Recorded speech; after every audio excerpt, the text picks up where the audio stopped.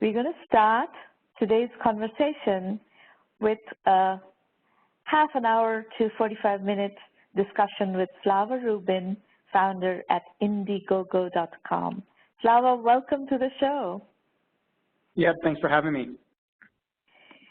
So you all know about Indiegogo. Let us ask Slava a little bit about Indiegogo from his perspective. So Slava, what prompted you to start Indiegogo? What has been the journey? Tell us a little bit about how you got going, why you got going, and where are you now? Sure. So we actually launched in 2008 as well. So I guess we're as old as 1Mby1M. And we came up with the idea in 2006, in the fall of 2006.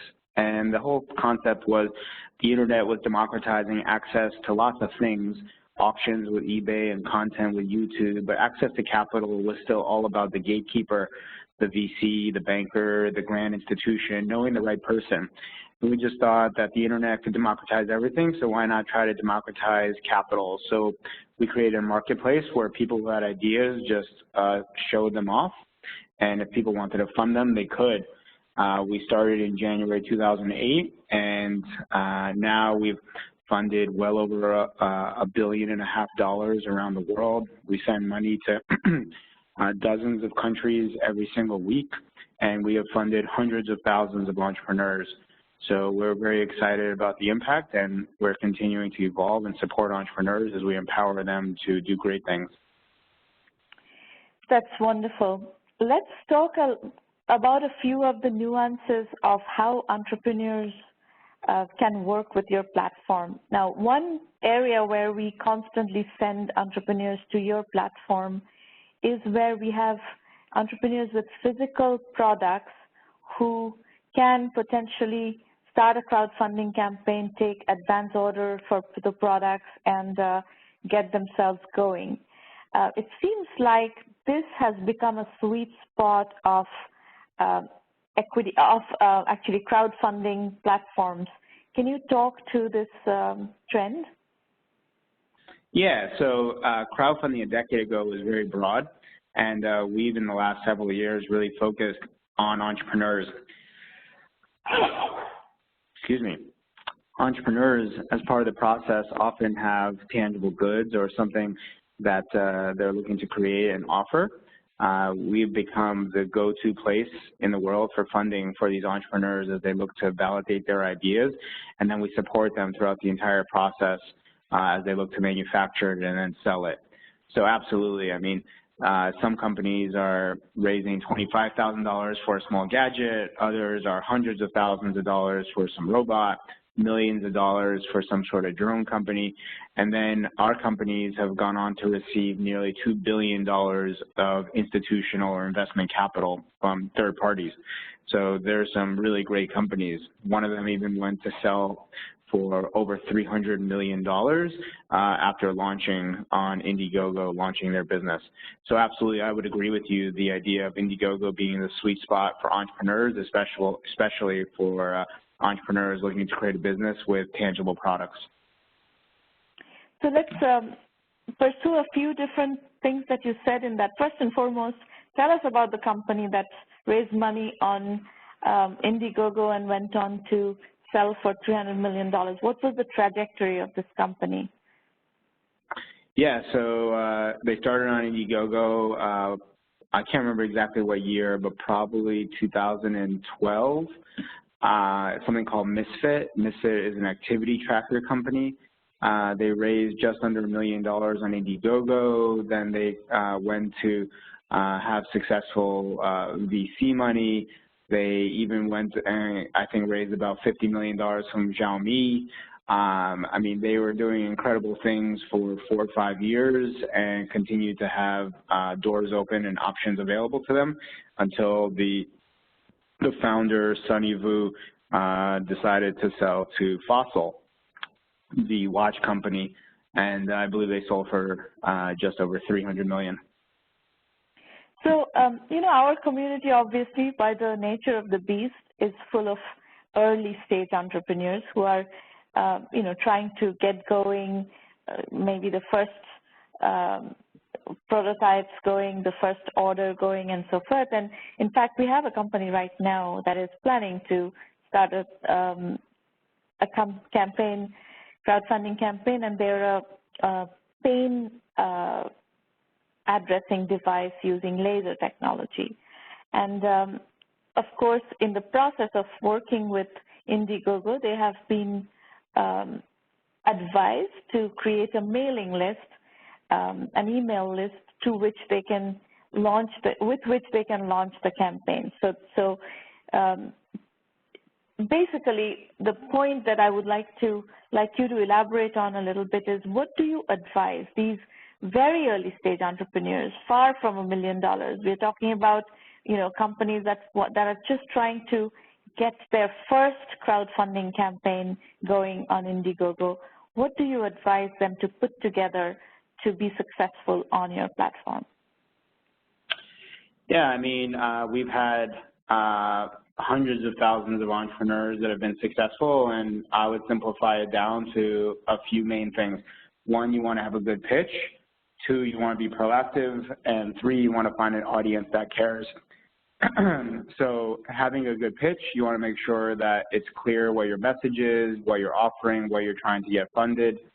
You need to make sure that the perks are clear, what prices they are, what people can get, what are the discounts versus future retail prices. Having a video is always important. It should be short and also to the point.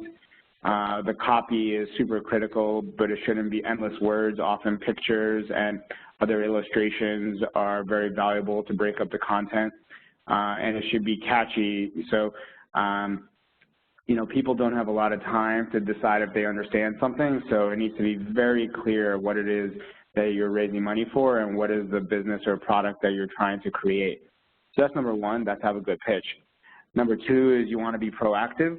It's important to really reach out and keep the marketing going. You can't just create a campaign, sit on your hands, and hope that money will come to you. You need to get off to a fast start. For example, if you raise 25% of your target funds within the first week, you're 5 times more likely to hit your full target because that starts to create momentum. Similarly, you'll want to often have an email program where you don't just email once, but rather sometimes people say it takes 7 contacts before somebody will donate or invest in you. So don't give up just because you've sent 1 email and the people didn't respond. They could have been on vacation, they could have had it in spam, they might not have even read it, or they put it aside for later and forgot about it. It's important to use all the various channels to contact people because different people like to be contacted in different methods. Some folks like to read email, others are checking Twitter, others like in-person events, others like having conversations on the phone or coffee chats. Obviously, the more intimate the discussion, the higher potential for bigger dollar value, but also the greater risk of spending a lot of time that doesn't convert. So it's important to build your email list, build your contacts, and then the third thing, which is find an audience that cares. Everybody wants the world to just come and fund their ideas, but it's very hard for random strangers to fund your idea. What often has to happen is I consider it a third, a third, a third. The first third of your goal often has to come from people that know you and trust you, because no one else will trust you first except for the people that know you. For example, your mom, your dad, your family, your friends, your customers, your neighbors, the people that you regularly work with. Now, if these people aren't willing to fund you, it's going to be very hard to have strangers fund you. So it's very critical to get that snowball rolling, and the beginning of that snowball always starts with people that you know. I call that the inner circle. That's the first third. The second third is often people that they know. So maybe you personally are not connected to them, but the people that really trust you know these people, and they bring the second third. And on average, the third third is random strangers that you'll get through Indiegogo. Sometimes the split is not exactly a third, a third, a third. It could be more from your friends and family, or sometimes can be even 90% from Indiegogo. But that's the generic split across the 10 years of experience. you need to get that snowball momentum going, which is having the people that know you fund first, and then Indiegogo can help multiply and amplify that reach to get you much more funding. So, Slava, what other types of entrepreneurs, besides the ones with physical products who are doing their early, prototyping using in Indiegogo, what other types of entrepreneurs are finding success through your platform? Yeah, I mean, I would say the sweet spot is tech, gadgets, hardware, interesting new innovative things that are maybe 2 years ahead of the curve. That said, we are an open platform, and we do have many small businesses that have been funded, whether it's a T-shirt shop or a donut shop or somebody that's making a new electric motorcycle or somebody that's making a interesting new sports drink or some sort of gluten-free bread. They're all finding success as well. I would include that in the small business market. The things that don't work as well are things that are service-oriented. So if you're trying to offer accounting services, that's not exactly the number one thing for the Indiegogo audience.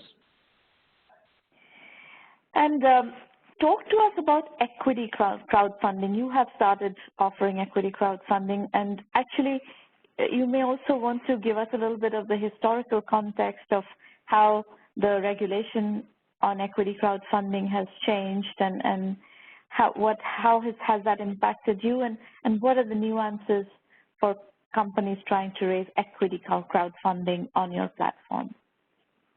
Sure. So when we originally launched in 2008, we wanted to be able to offer financial investments, so the people that back the ideas would be able to get financial return.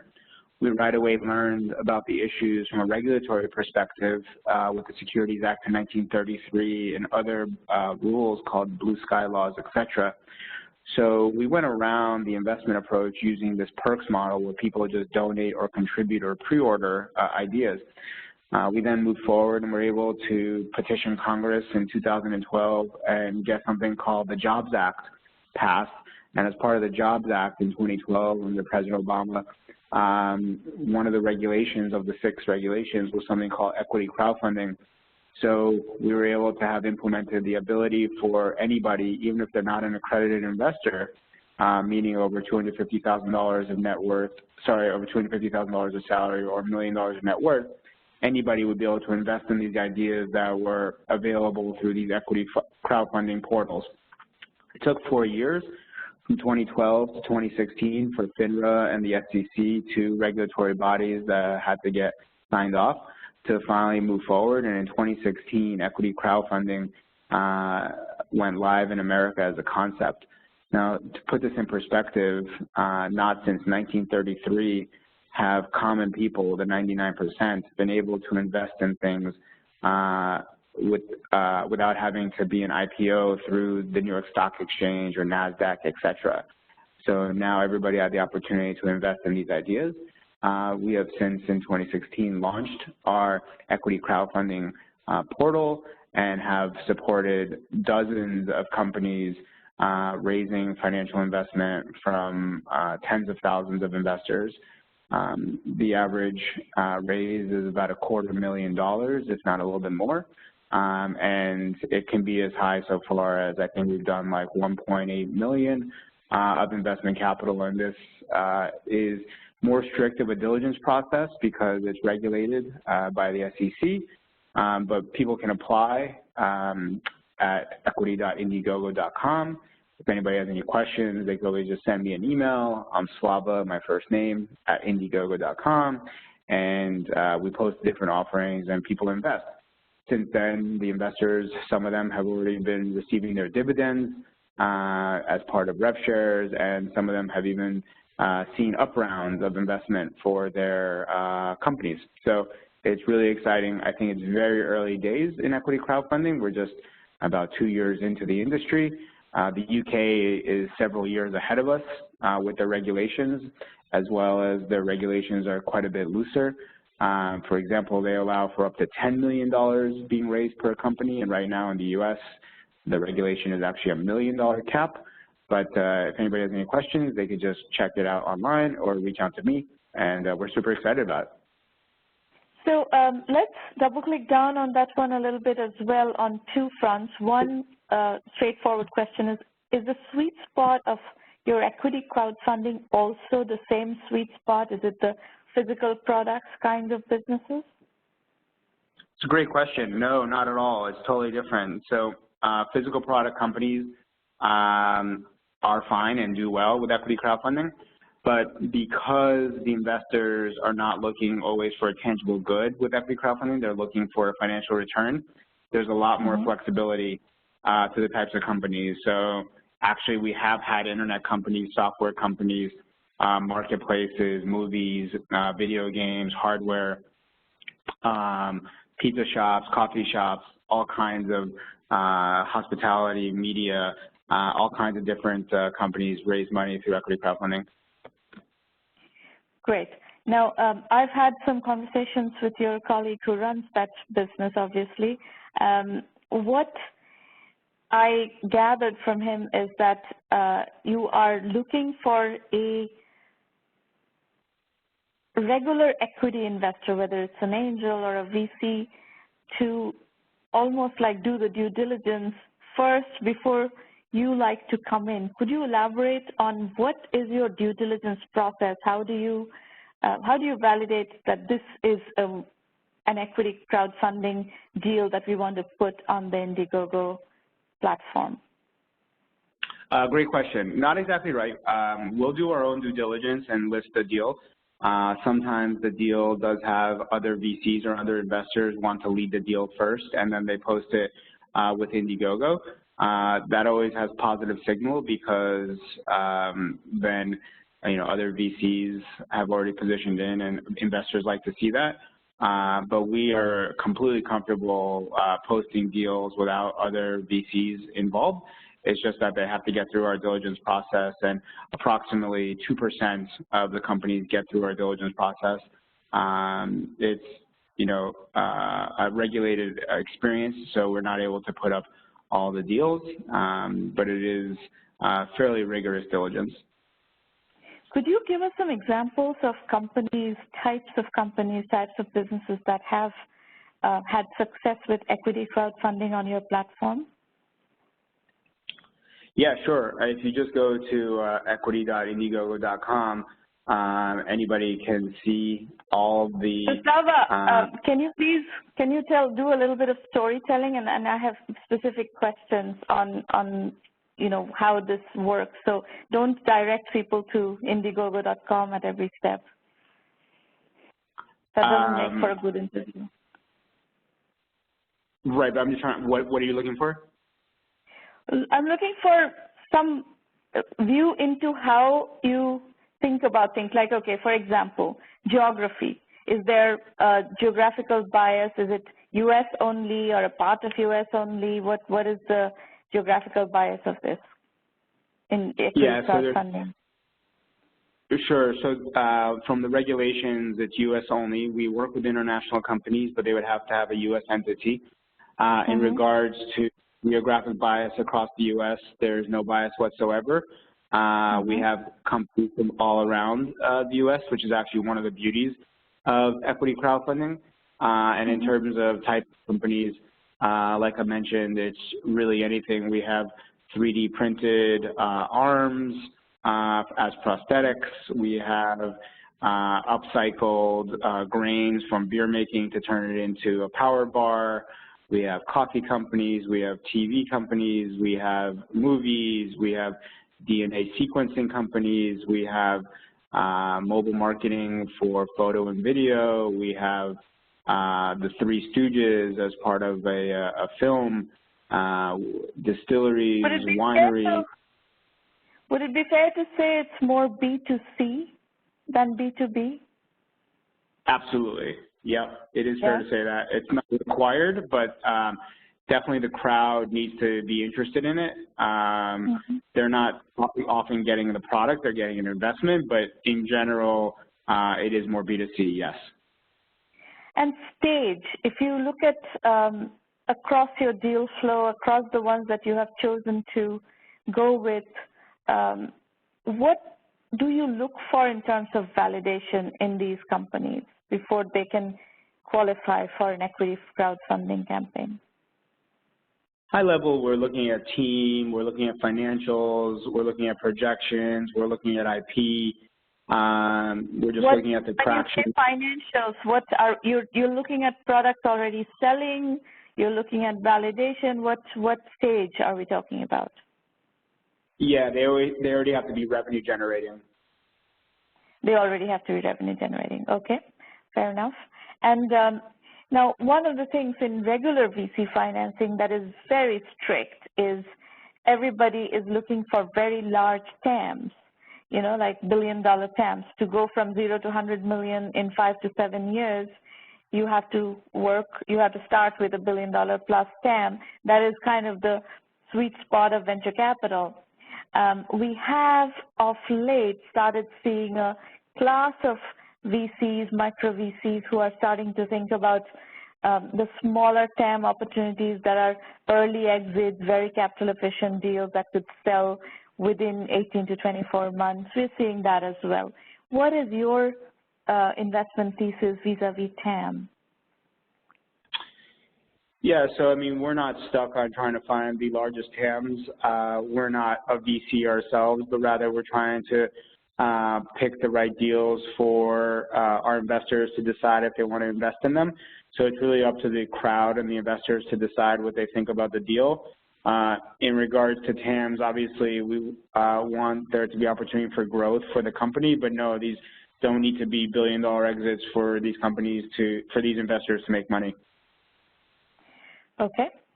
What do you consider as your biggest success out of Indiegogo? I mean, and how do you define that success? Yeah, I mean, I would just say that the biggest success is the ongoing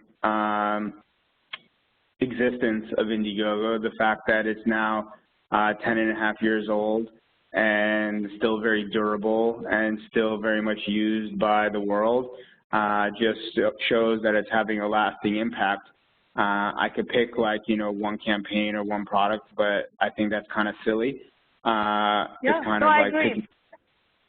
Which is why I asked you the question of how do you define success, because, you know, I get asked this question about 1Mby1M, and I have kind of a similar answer, and it's that I'm just as proud of the companies that are doing, you know, 5 million, 10 million in revenue over a 5-7 year period as I am of a company in our portfolio that has raised now $250 million and has over $100 million in revenue, is a unicorn. But we don't define success as chasing unicorns. We define success as 1 million by 1 million. We want a lot of companies to be able to get to a sustainable threshold and you know, get past the early obstacles of getting a business going. So I think your answer is exactly what it should be, in that it is facilitating a lot of entrepreneurs and a lot of projects become viable.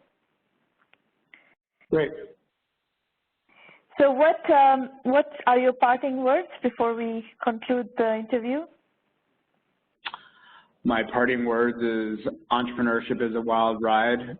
It's full of a lot of myths and things that hold people back because people are nervous to fail. I think that anyone should be willing to jump in. Often that full-on failure is one of the greatest things you'll ever learn, and there will be a positive outcome in the end. When that is, it's hard to see. But if anybody wants to use Indiegogo or have any help, they can feel free to reach out to me. Like I mentioned with my email, just my first name, slava@indiegogo.com. And you know, it's been great being on the show. All right. Thank you for coming.